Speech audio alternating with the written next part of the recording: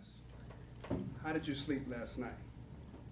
I hope well, because on February 15th last year, I went to sleep, and that next morning, my life has never been the same.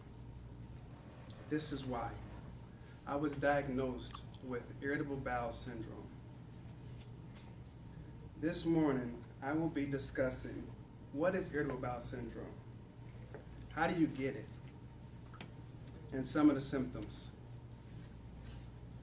According to mayoclinic.org, irritable bowel syndrome, or IBS for short, is a disorder that affects the large intestines, which is the colon.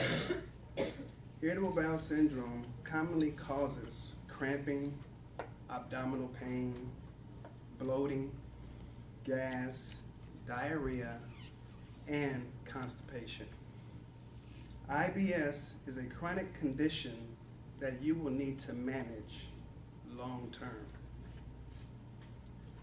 Lebo Anthony and Dossman Douglas stated in the book Contemporary Diagnosis and Management of Irritable Bowel Syndrome that says, in 1849, for the first time, W. Cumming described the bowel functions of a patient with typical IBS. When the bowels are at one time constipated, at another laxed in the same person, how the disease has two such different symptoms. Now, I want to give a visual of the cause. You can imagine your intestines, one side is constipated and the other side is laxed. How can food actually get through there? So that's what brings cramping and pain to your abdomen area.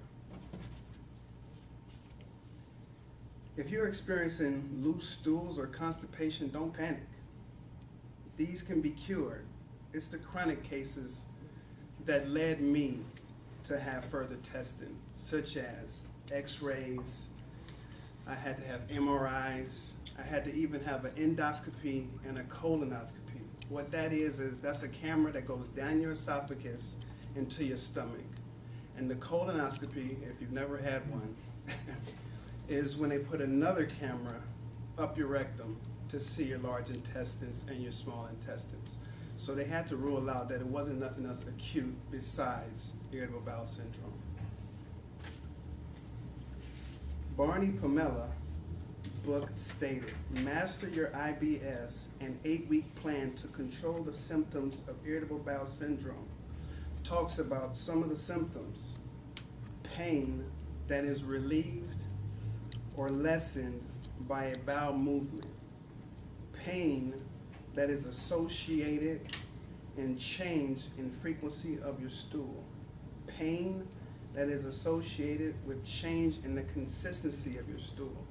So if you just added fiber to your diet, that's an apple a day. You know, that could actually help with your pain and discomfort. I hope you have a better understanding that you can share this information with friends and family, bringing comfort to someone going through the same thing as me. In conclusion, I found an article in the Newswire that said, a test drug, SYN-010, is intended to act primarily in the intestinal lumen while avoiding systemic absorption, thereby targeting a major cause of IBS and not just the symptoms. So by me finding this article, it really gave me a lot of hope that not just, they're going to cure my underlying, symptoms, but they're going to cure me all the way. Thank you.